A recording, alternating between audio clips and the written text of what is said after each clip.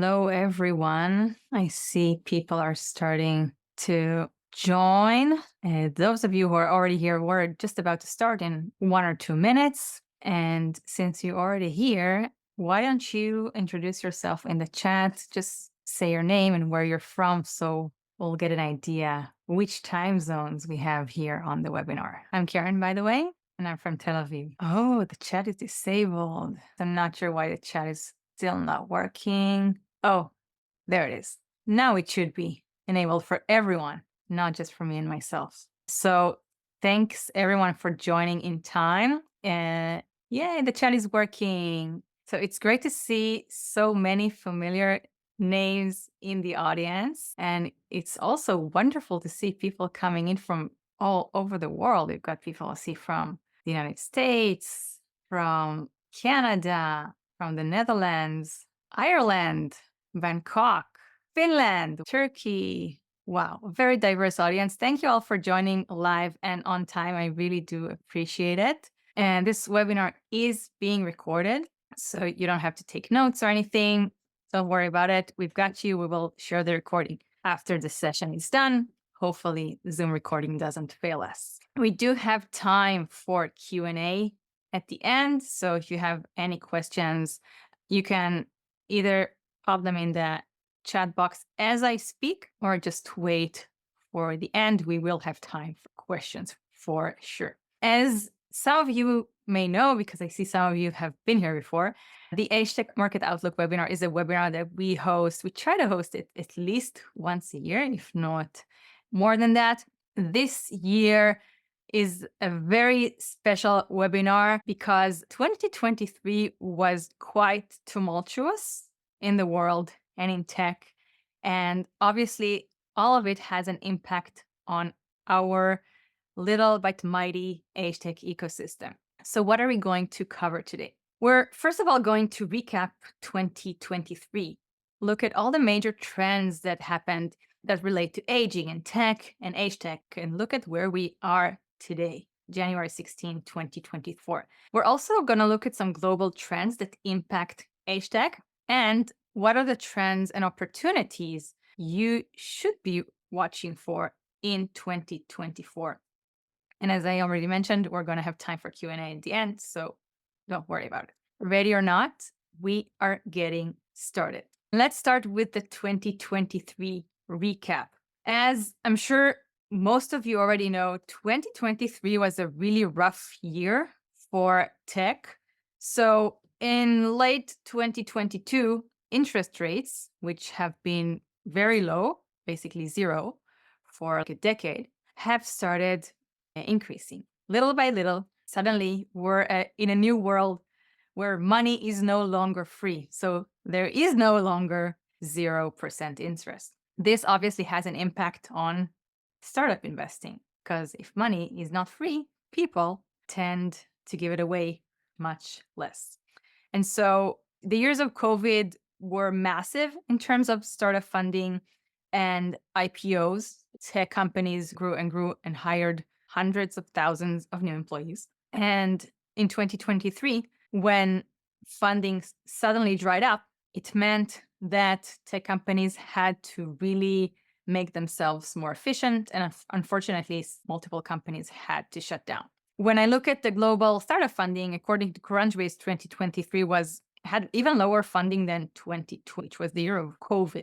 And when I want to get a sense of what's going on in our ecosystem, I either look at Crunchbase or I look at our sister ecosystem, which is the digital health ecosystem. So Rock Health has this really fantastic annual report in which they always cover funding for digital health over the past year or so. And what happened in digital health is very similar to what happened in the overall tech ecosystem. And as you'll see in the next few slides, this is very similar to what happened in our little but mighty AgeTech ecosystem. So we also had layoffs, right? So according to the layoffs tracker and according to TechCrunch, I checked multiple resources on this. There were almost 200,000 tech workers who were laid off in the US alone. So globally, it was much more than that. So 2023 was rough. Another thing that it happened a little slightly prior to 2023 is the launch of ChatGPT. So generative AI became a huge deal in 2023. I don't know if you remember this, but OpenAI launched ChatGPT in November of 2022. So it was less than 2 years ago. And what happened was that startups had to become lean again. And they also found out that they could do more with less people thanks to generative AI technology. So one engineer could write more code thanks to GitHub Copilot. And they could have used DALI to generate beautiful images. And so when we look at the generative AI landscape, it has really ballooned. This market map is from Sequoia Capital. And we see here that generative AI startups know how to do everything from writing simple emails to composing music to giving medical advice. And in fact, researchers have already started playing around with ChatGPT and letting ChatGPT answer medical questions. So this research has a really, really mind-blowing abstract that ChatGPT outperformed 99.9% of simulated human readers, which are medical journal readers, which is, wow, this could really be a game changer for medicine. And it could. But then when you look at the fine print and at the limitations of the study, the researchers themselves say that an important limitation is the use of poorly characterized population of human journal readers with unknown levels of medical skills. And so there is a major promise with generative AI, but it's still fairly immature in many domains. Another thing that is a recurring theme over the past few years is that big tech is very much bullish on healthcare, particularly Google and Amazon. So Google is funding digital health projects and startups. They even funded a dementia app in 2023. And Amazon is really diving deep into healthcare with the launch of their own subscription service for all you need generic drugs. This is really a game changer. And they also launched, or expanded actually, virtual care nationwide. This happens simultaneously with some adjustments to its Alexa Together offering, or rather its Alexa offering for older adults. So what they did this year, they went all in on healthcare, but they pulled back a little bit on Alexa. Why do I say that? First of all, they did launch an emergency assist service to their Echo devices, which is a relatively unaffordable service. It's only $6 a month. But what I think the result of that is that they're basically potentially taking away from their user base for Alexa Together, which is roughly $30 a month, because they may have figured out that most of their users primarily want the emergency services and not necessarily the whole package. I'm just speculating here. I honestly don't see any other reason why they would do that. Another thing that happened fairly recently in November is that they laid off hundreds of Alexa positions. And all these news from Amazon are things that I use the slides on chronological order. So that was the order of events as they occurred on the news, at least. So I think this is a very interesting development on Alexa's side. Another major trend that was reported on in 2023 is that older workers are not only growing in number, but also earning higher wages. This is great for the ecosystem because we definitely want our potential buyers, older adults, to have disposable income. It means that they have more money to buy technology, and they are. We'll look at the AARP data in a few slides. Another big deal that is still ongoing and developing is that AI is being regulated. First of all, Biden signed an executive order to tackle AI in healthcare concerns, basically to maintain people's privacy and to promote responsible use of AI in healthcare, and also to promote the development of affordable life-saving drugs, which is great. And in Europe, they are about to introduce the first regulation on artificial intelligence. So this was something that was proposed in 2021 and obviously had to go through a major overhaul in 2022 after the introduction of generative AI. And these standards will probably not take into effect by 2025. But when they will, I guess it will be a massive shift in technology, similar to the introduction of GDPR, which really made everyone reevaluate how they collect personal data. I am assuming that this will make everyone reevaluate how they're using people's data in relation to AI. New tech standards that have rolled during 2023 are also massively important for AgeTech. Those two would be the Matter standard and the Ripple standard. So the Matter standard is a unifying IoT smart home protocol that has been developed and agreed upon by all the major tech companies. So everyone who makes IoT devices, Google, Samsung, Apple, everyone agreed that there should be a unifying protocol for smart homes. So all of our IoT devices would finally be able to communicate with one another. And also the Ripple standard, which is all about home monitoring services. That could potentially be a very interesting change for all types of services that use home monitoring. And that includes obviously fall detection for older adults. What happened in the AgeTech ecosystem in 2023? First of all, a very recently published report by the ARP, which they publish every year, this survey about 50 plus use of technology in the United States. What they found out this year is that 50 plus year old people now own most devices at the same rate as younger people, which everyone should be happy about. They also said that 99% of people own at least one primary device. So that primary device will be your laptop or your smartphone or your desktop computer. 50 plus year old people these days in the United States own an average of 7 devices. That's quite a lot. That's definitely way more than their parents and grandparents ever owned. And most of these devices are actually being used on a daily basis. So it's quite remarkable. And it just means that you as tech makers have more platforms to reach your users by, but it also makes things more complicated because you have to develop technologies for multiple sizes of screens. When it comes to the AgeTech market map that we published on the Geron Technologist, the 2023 version included almost 300 startups, which have raised more than $4 billion in equity funding. That doesn't include debt funding. And when we looked at what has changed from 2022 to 2023, I was actually quite worried to see like how many companies have raised funding. But overall, we saw that a similar number of companies raised funding in 2023 compared to 2022. And also a similar number of companies have shut down, at least according to what's publicly available in terms of information. It seems that we have avoided a catastrophe. However, when I did look at the numbers of funding, according to Crunchbase, I could see that there was a significant decline in the total amount of funding that AgeTech startups have raised in 2023 compared to what they have raised in 2022.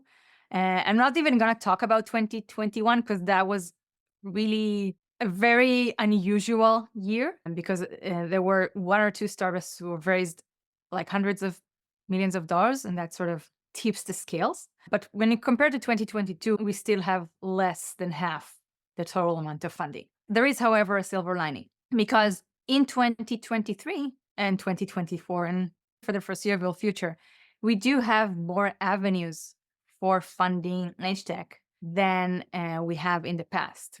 So there was at least 2 funds that were announced in 2022 or late 2023. So those would be Woodlawn Health Ventures and AgeTech Capital. There is one network, which is the Envisions Network, which would offer startups and SMEs in Canada access to financing programs and advisory services. There is Longevity Venture Partners, which announced a new fund with $30 million.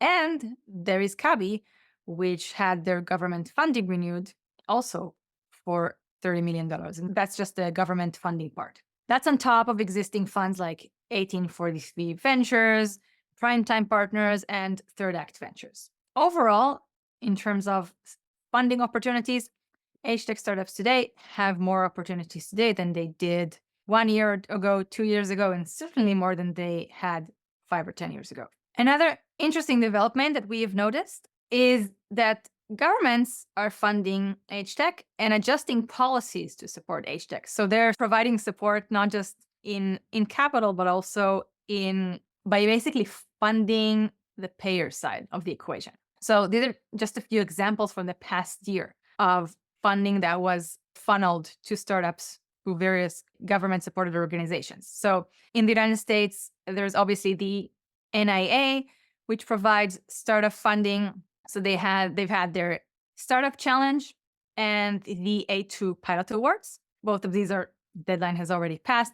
And basically, all of these opportunities I'm going to share today, deadline has already passed because this is from last year. Some of these will reopen again in the future, though. So that's from the US. From Canada, the Envisage Network had a call for proposals, and Canada runs multiple programs. So they've had their Discover and Adopt program open until very recently for applications. And that's just from North America. There's also the Longitude Prize on Dementia from the UK. And I'm sure that there are a bunch of other resources in Europe that I may not have even heard of. So there is government funding available specifically for AgeTech startups. It's not just competing with all the rest of the startup SMBs in various categories. And while funding is great, we're not here just for fundraising. Everyone wants to create revenue for their startup, right? That's the whole purpose of starting a business. So I looked at Crunchbase again for this data. And what I found was that according to their database, they have estimated revenue because most of it is not public information. They estimate that more than half of the AgeTech startups on our map, at least the one that they have data on, have revenue that's between $1 million to $10 million. And when I looked at our survey that we ran earlier this year that wasn't published yet, it was slightly less. It was almost 40% under $1 million, and the $1 to $10 million piece of the pie was only 16%.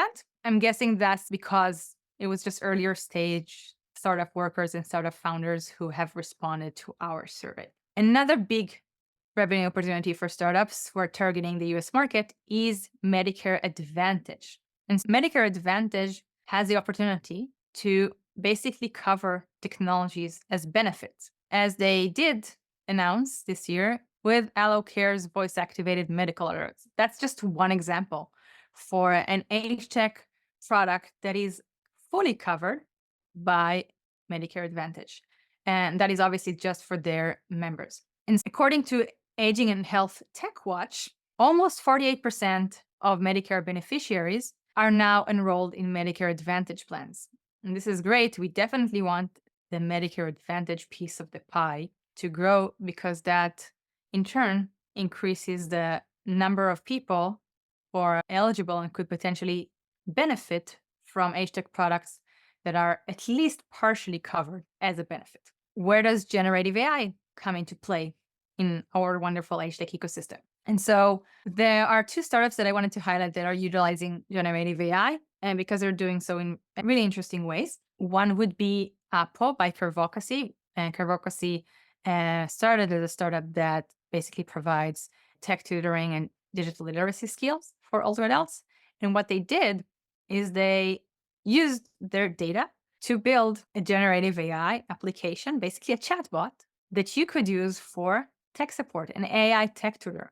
And that is open for everyone to sign up for the waitlist. So if you have any interest, you're more than welcome to go on their website and sign up. And another example that I wanted to share with you that has recently announced that they're using AI, generative AI, is LEQ, which is the social robot that I had the honor and the privilege of working on. What LEQ does is she's able to interact with her users. She's able to be proactive. She's able to engage with her users and decide when is a good time to engage with them and what would be the appropriate way for this particular moment in time. And instead of having someone script all of the conversation, which means that they have to think about it in advance, the company is now able to use generative AI to enhance LEQ's conversation capabilities. Still within character, still the same LEQ, but she may be more interesting and less repetitive now. And when we look at the global trends that impact the AgeTech ecosystem, again, we see that fundraising is rough. There are massive tech layoffs, and healthcare is definitely still continuing to move into the home. And now, what about startup opportunities? This part is the part that I get the most questions about. This is I think the topic that's on every entrepreneur's mind, especially entrepreneurs who are in between startups, just starting to think about their next adventure. They have decided that AgeTech is going to be their next adventure. And they're trying to figure out what are the most interesting opportunities, which parts of the market, which categories are not yet saturated, because some categories certainly are, and you definitely don't want to compete in them. And there are some still opportunities that I think are very interesting and that we're going to cover right now. First of all, Asia, as the rest of the world, is aging, but we also see significant interest in Asian populations, in Asian countries, and also in governments in Asia. They are very interested in tackling the challenges of aging, and they're very interested in using technology to do so. Just one example is obviously the labor shortage, which Japan is experiencing because it has a significant population of older adults. Japan is now introducing foreign workers from Indonesia to assist with elder care, but they could have potentially introduced more robots to assist in elder care if they had more robots available to them to assist in basic household chores and basic chores that you need to do in nursing homes, for example, that don't necessarily require a human touch. There's also the side of helping and enabling older adults to remain employed. In some countries, because of the aging of the population, the economy is suffering because people who could have been employed and could have been contributing to the economy and want to stay employed are being forced out of the workforce due to forced retirement practices. That is still a thing in some countries. An employer can still let you go simply because you have turned a certain age. And so governments are realizing now that is a problem and they're trying to fix it. And technology could help.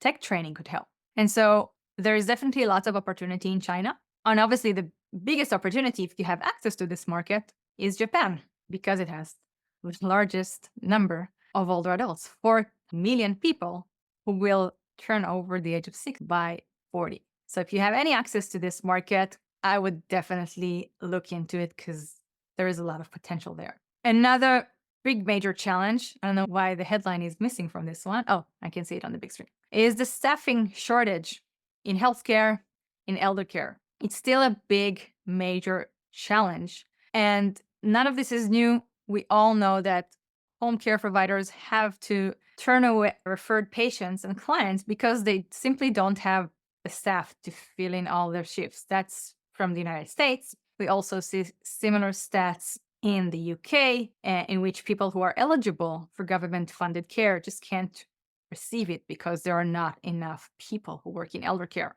The staffing crisis is so massive that they even struggle to fulfill cybersecurity jobs, which are supposedly desk jobs, relatively high paying. That is how much the staffing crisis is severe in healthcare and EL. And I know there are several startups trying to tackle this. There's plenty of room for more. I think this is a massive opportunity, possibly the biggest opportunity when we look at it from like the marathon perspective and not a sprint. We look at it 10 years down the line, it's just going to be so much worse. So startups fixing it with software is one edge, and obviously robotics is the other edge, because we can still definitely delegate a lot of the manual work to robots, which we're not doing just yet. Another massive opportunity is the climate change.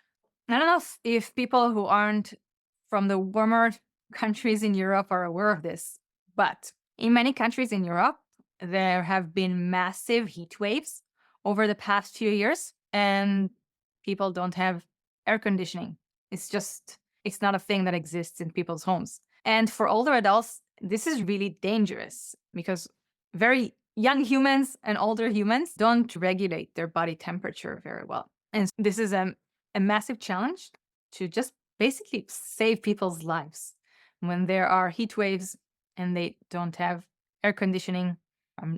I honestly have no idea how this can be solved, but I still wanted to mention this as an opportunity. Another massive opportunity, again, I feel like this has been a recurring theme, is elder scam and fraud. So with the rise of generative AI, scammers have found a new way to scam older adults. They are now doing voice cloning. So basically, what they're doing is they're calling your grandma and making it sound like it's you, asking for help and asking for money. And since it sounds like you, your grandma doesn't think twice. She just sends over the money. This is really unfortunate that people will always find a way to abuse a new technology to scam people. But I guess that's the world we live in. And this is just a desperate call for startups to fix this. This is a massive opportunity. Like elder scam and fraud is like making people lose billions of dollars each year. It's a huge problem.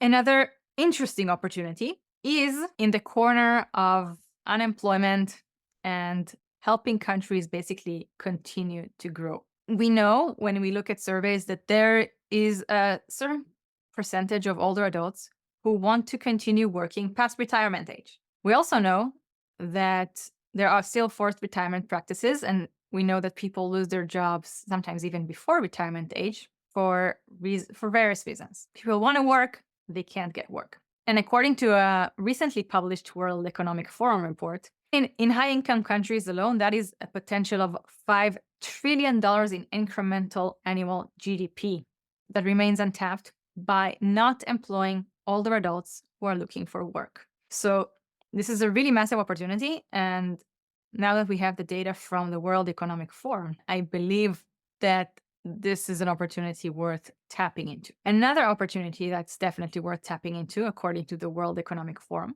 is the caregiver support market. According to them, in the United States alone, family caregivers lose around $500 billion in wages each year due to caregiving and due to lack of caregiver support. And I know there are multiple startups supporting caregivers from various angles. And I say the more, the merrier, because in the United States alone, there are tens of millions of caregivers. And obviously that number is only growing. And chances are that each and every one of us who has older loved ones, we will assume the role of a family caregiver someday if we haven't already. So if you're tackling the challenges of family caregivers, you're only helping yourself. Now, before we dive into Q&A, I want to tell you about a new workshop that we are going to be hosting next month.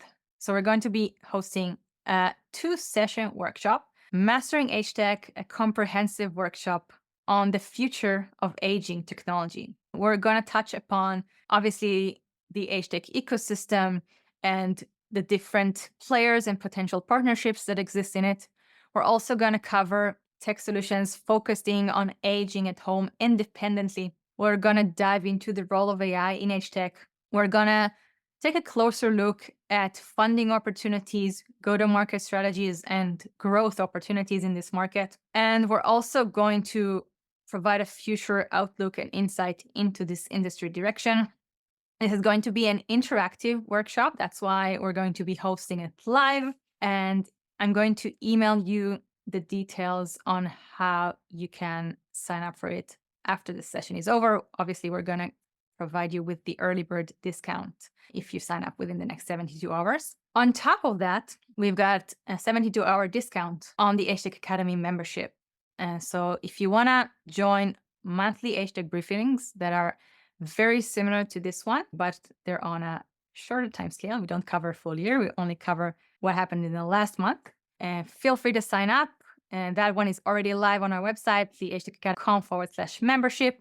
And I'm going to email you the links to that as well. You don't have to type anything into your browser. And now I'm going to open it up for questions. Feel free to send them in the chat box. I'll just take them as they come. We So have I one see from David. It was a great webinar. Thank you. Thank you.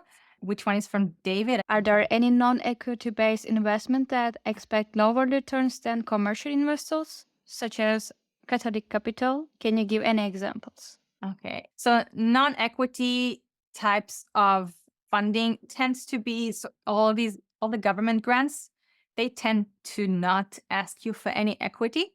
So I would definitely look into that. I don't know where you're based, but I want to say most countries have some type of funding grants for small businesses. Some countries have specific funding grants for startups. Some have research grants for startups. So I would look there. And you could also pitch at startup competitions. Some of them have really nice prizes. I'm going to take the rest of the questions from the Q&A simply because it's easier from there. So I see that Nico has a question.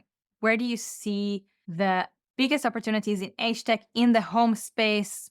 And how do I see the pair role for this evolving over time? And so, first of all, I think the biggest opportunities in the home space right now are more tech enabled, because I believe that a lot of the challenges that people experience as they grow older and they want to age in their own home is like simple household maintenance and just changing light bulbs, cleaning the house, doing a lot of the physical stuff. And you can't necessarily easily outsource this work because you're inviting someone into your home. It's not like ordering takeout.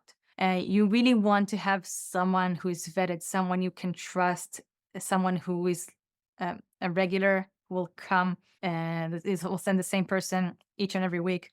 I think that is a major opportunity. And also home automation and robotics, but that is, I'm afraid it's a little further along the line. But I would expect to have a robot caregiver by the time I'm older. I want to delegate all the dishwashing and the food preparation to the robot as soon as possible. If I'm in my 70s or 80s, I can wait. But really, a lot of that can be delegated. And how do I see the payer role for this evolving over time? I believe that what should happen with time is the same payers who are currently paying for home care. And we know that some of these home care some of those home care needs aren't being met because of the caregiver shortage. There is really no reason why some of those home care hours that should be covered but aren't being used because of the caregiver shortage. There is really no reason why some of that money can't be allocated towards buying home technology that could be used for automation and could reduce the number of hours you would need a human caregiver. Because a lot of the stuff that human caregivers are currently doing doesn't really require a human touch. A lot of it is manual labor. So there is really no reason that government and insurers won't pay for that. Costin is asking, what kind of traction are AgeTech companies showing to successfully raise seed or VC capital? From my experience, it's different in different markets, in different countries, in different geographies. But I would definitely say that in this market, which is really challenging because, as we said, money is not free anymore, VCs will definitely want to see traction in the form of paying customers. The exact numbers, if they want to see $1,000 a month of recurring revenue or $100,000 a month of recurring revenue, I think it really depends. But I'm guessing that in this point in time, most will want to see paying customers and recurring revenue and potentially growth. What else do we got here?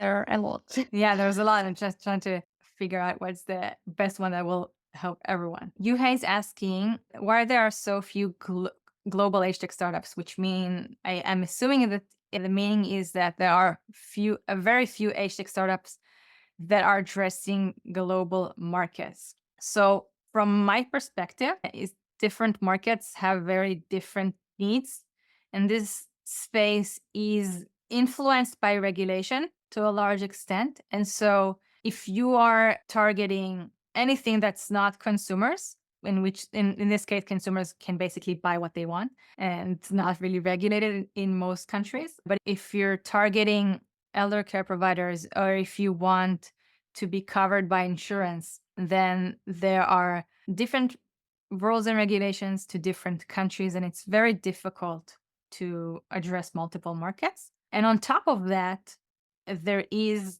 the challenge, as in every product, of localization. A lot of the products require localization, which means you have to translate the product, you have to sometimes make the product culturally appropriate. And I feel like it's a very daunting task for a startup to take on. Soma is asking, how are AgeTech startups addressing the shortage of caregivers? The way that startups are currently doing that is basically I see two or three ways. So one way would be hiring and workforce training optimization. So basically software startups who are helping care providers hire the right employees, hire more employees, train them, retain them, and provide them with benefits. There are also robotics startups who are trying to automate some of the manual labor. I'm sorry, that's my dog barking. So there are startups already who operate in the hospitality market, in the senior living market. So they are able to deliver objects. They are able to maybe do some light cleaning. Maybe they are a screen-based robot that has some communication skill and is able to roll around the facility and show people around. That sort of delegation of manual work to the robot helps deal with some of the caregiver shortage. And we have to always remember that a lot of the reason why turnover in this industry is so high is because it's so demanding. And because there is a caregiver shortage, the existing workers are overburdened and overstressed. So that makes them quit. So it's this vicious cycle. And another way that startups are competing and startups are able to tackle the caregiver shortage is basically an indirect way by supporting aging in place and helping people do more independently. So that is somewhat indirect. So let's give you one example. So you could say that ride sharing services are a way to deal with the caregiver shortage, because if you're someone who in the past needed their caregiver to give them a ride, and now you're able to book a ride on a ride sharing service that is designed for older adults, then you need one less hour of your caregiver. Juan has a really interesting question. Instead of focusing on the coolness of technology, how can we ensure AgeTech innovations are truly human-centered and not just innovating for the sake of innovating? So this is a really great question. And I think the answer to that just lies wherever it always is, by including older adults in the design process, including everyone who's supposed to be using our technology and everyone who's supposed to be paying for our technology in the process. So we see that actually very clearly in the recent AARP survey that I highly recommend everyone should take a look at. Everyone is using technology, older adults are using technology, but they also say that they feel the technology is not designed for them. There was even one question about whether they rely on technology to communicate with family and friends, and they overwhelmingly said that they do. So it means that there is a need, but then again, they feel that the technology is not designed for them, and they are not. I don't want to say that they're not excited to try and adopt new technology, but most of them don't define themselves as early adopters.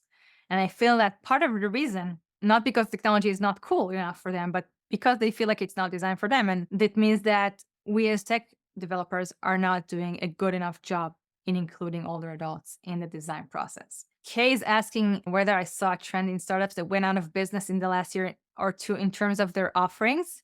I did not actually. And also, I don't believe that the numbers are large enough in this ecosystem to see a trend. And so I wouldn't rule out any categories. I wouldn't go into a category that is saturated, but I wouldn't rule out the category because startups in the past have not been successful in it as well. It could be that the time wasn't right. It could be that the product wasn't right. So I hope that answers your question. Mark has a very interesting question. To what degree is the HTech market available to grow in low-income countries? So Mark, that is a great question. I don't know if we have anyone from Get Setup in the audience, but Get Setup is a startup that is based both in the United States and in India, and they are very successful in both countries. And so I believe that if you adjust the product to the location that you're operating in, you can be successful, even if it's a low-income country. I think it's all a matter of really working with your users to design the offering. And you could end up with two very different products in different markets. I'm not saying that's the case for Get Setup, but I think if you work with your audience to really tailor the offering to their needs, there is really no reason why you shouldn't be successful. And also, lower income countries will tend to be less competitive because global startups have little understanding of these markets and they want to try things in their home country, which is understandable, before breaking into other markets. So it might take a while for them to get all the latest and greatest. And we have someone from Get Setup. They just mentioned on the chat. Yeah. Karina Stickel is here. Oh, Karina, do you want to elaborate on how Get Set Up is so successful in India? Do you want to come on stage as a panelist? So Karina is not working in India, but if anyone is interested in their success, I'm sure that if you reach out to them, they would love to tell you how it's working out for them. Or I could invite them to the podcast next season, and I'm actually curious about it as well. Let's see what haven't we answered yet. So Matt is asking about AgeTech specific EIR programs or incubators. There were a number of those in the past. I want to say pre-COVID, but I'm not sure if they're still active. Matt, if you email me, I will definitely look into that. A different Matt is asking, are most device startups monetizing through insurance companies, benefits, direct sales? What are the most interesting business models you see right now? The most interesting business model I see right now, honestly, is working through a sort of local government. In the United States, that would be the area agencies on aging. Apparently, there is some funding that local organizations like area agencies on aging in the United States, some budgets that they have that they're able to use for purchasing technology for the older adults in their community. One example for a startup that is utilizing this model is Intuition Robotics. So they work with various geographies in the United States, various counties. That's I think that's the proper definition in the United States. They work with different counties. I think they announced that they sold hundreds of LEQ robots to one of the area agencies on aging in the state of New York, which were then distributed to older adults in New York. And that's also something that we saw happen a lot during COVID. So I'm not sure if that's when these budgets started flowing, but that is a thing that exists. And if you have a hardware startup, I would definitely look into that. Katie's asking, who are the primary payers for AgeTech products? So I'm not sure I have the information or the data to answer it, but to the best of my knowledge, I would say a lot of the payers would be insurers. So a lot of products right now are covered or reimbursed by insurance. And also a lot of consumers who are buying it for themselves. So that is happening. If you recall, the biggest exit, the biggest acquisition in the history of AgeTech to date was the acquisition of Great Call, which was a direct to consumer startup. They were the ones who invented the Jitterbug flip phone, and it was specifically designed for older adults, and they were acquired by Best Buy. It was close to $1 billion a few years ago, which was a lot of money. So consumers are buying HTech solutions. The challenge is making your presence known, because unfortunately, a lot of the startups in this market, they're not well funded enough to really make their presence known and to really get the attention of consumers. So that is one reason why the B2P go to market strategy is so appealing, because you get the attention of one decision maker and you could potentially sell thousands, whatever it is you're making. We're almost out of time. I'm just gonna answer one last question. George is asking, what solutions are aged care providers seeking? So I think the top solutions would be solutions for the care crisis and their staffing shortages. No one wants to turn away clients or patients because they are short staffed. I think that is the number one challenge, and that is really a recurring theme year over year. So that is the end of the 2024 AgeTech Market Outlook webinar. I'm Karen Etkin. I want to thank everyone for joining us here live. And again, if you want to sign up for our workshop that's next month, or if you want to sign up for our membership, we will email you the details and a discount code later on. And we will, of course, send the recording once Zoom is done processing it.